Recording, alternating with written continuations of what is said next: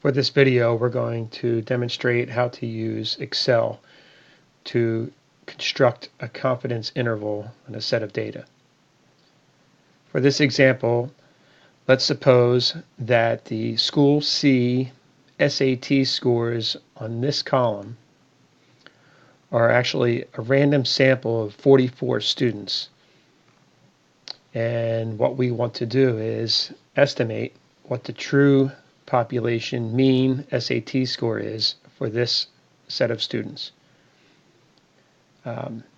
We will go up to Data, top tab, Data Analysis, and we're going to go to Descriptive Statistics and hit OK. Our input range is asking what set of data do we want to find these descriptive statistics for. In this case here, it's our School C SAT scores. Just going to highlight that column. Again, it's a group by columns.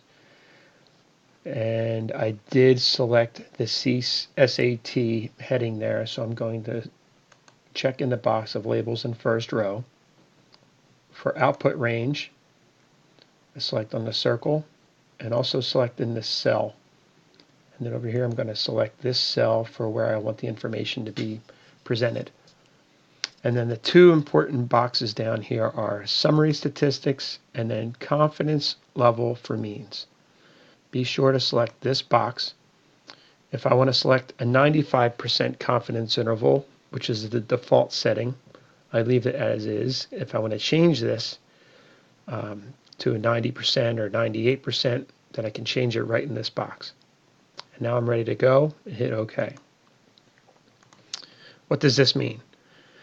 Again, taking a look at this set of data as if it is a random sample of 44 students out of a larger population.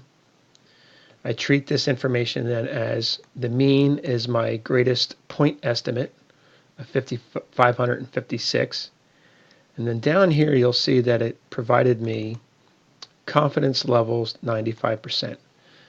This 34.188, this is my margin of error, which is being added to and subtracting from this 556 point estimate. So collectively, again, 556.25 minus 34.188, and then 556.25 plus 34.18 will give me my confidence interval, or 95% confidence interval estimate of the mean.